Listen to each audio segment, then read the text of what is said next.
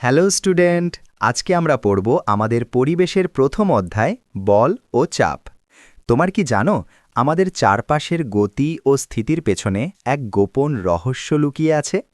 পড়াশোনা শুরু করার আগে একটু ভেবে দেখো, সকালে ঘুম থেকে উঠে ব্রাশ করা, মাঠে ফুটবল খেলা কিংবা পড়ার সময় বইয়ের পাতা উল্টানো, এই সব কটি কাজের মধ্যেই একটি সাধারণ বিষয় লুকিয়ে আছে। এর নাম হলো বল বা ফোর্স।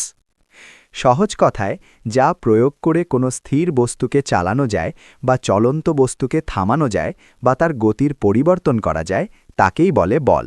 যেমন ধরো, তুমি যদি একটা স্থির ফুটবলকে কিক করো, তবেই সেটা দৌড়াতে শুরু করবে।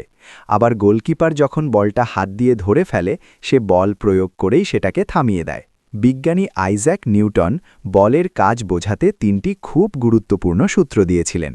প্রথম সূত্রটি হল জড়তা, দ্বিতীয়টি ভর ও ত্বরণ এবং তৃতীয়টি হল ক্রিয়া ও প্রতিক্রিয়া।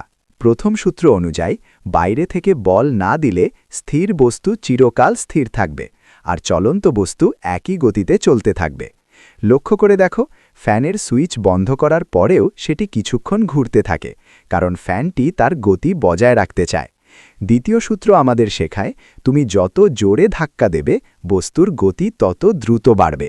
এখান থেকেই আমরা পাই বিখ্যাত সূত্র বল সমান বস্তুর ভর গুণ ত্বরণ, F=m গুণ a। তৃতীয় সূত্রটি হল টিট ফর ট্যাট, অর্থাৎ প্রত্যেক ক্রিয়ারই একটি সমান ও বিপরীত প্রতিক্রিয়া আছে। যেমন তুমি দেয়ালে ঘুষি মারলে দেয়ালও তোমার হাতে সমান জোরে ধাক্কা দেয়, তাই তুমি ব্যথা পাও। এবার আসি বলের এককে। বল মাপার একক হল নিউটন বা N। 1 কেজি ভরের কোনো বস্তুর ওপর যে পরিমাণ বল দিলে বস্তুটির বেগ প্রতি সেকেন্ডে 1 মিটার করে বাড়ে, তাকেই 1 নিউটন বলে। 1 নিউটন কতটা ভারী তা বোঝার একটা সহজ টিপস আছে।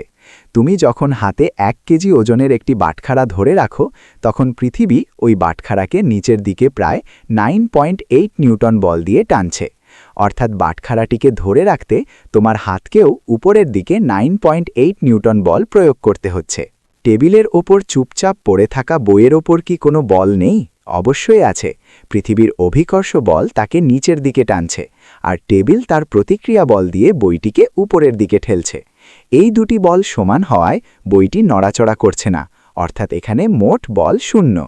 কোনো বস্তুর উপর কতখানি বল কাজ করছে তা বোঝার জন্য আমরা স্প্রিং তুলা ব্যবহার করি। স্প্রিংয়ের নিচে যত বেশি ভারী বস্তু ঝোলানো হবে, স্প্রিংটি তত বেশি লম্বা হবে। যেমন 1 কেজি ভরের জন্য স্প্রিং 1 সেমি লম্বা হলে 2 কেজি ভরের জন্য সেটি 2 সেমি লম্বা হবে। এই প্রসারণ দেখেই আমরা বলের মান মেপে ফেলি। না, বল কিন্তু বস্তুর আকারও বদলে দিতে পারে, যেমন স্প্রিং টেনে লম্বা করা কিংবা আটার দলা চাপ দিয়ে চ্যাপ্টা করা, এগুলো সবই বলের কাজ। তাহলে আজকে আমরা শিখলাম বল বস্তুকে চালায় বা থামায়, নিউটনের 3টি সূত্র বলের নিয়ম বোঝায়, এবং স্প্রিং তুলা দিয়ে আমরা বল মাপি। মনে রাখবে, ওজন আসলে এক ধরনের বল। বন্ধুরা, তোমরা যদি চাও এরকমভাবে আমি তোমাদের পুরো বই পড়িয়ে দিই, তাহলে ভিডিওতে লাইক দাও, চ্যানেলটি সাবস্ক্রাইব করো এবং কমেন্ট করে জানাও। See you in next class.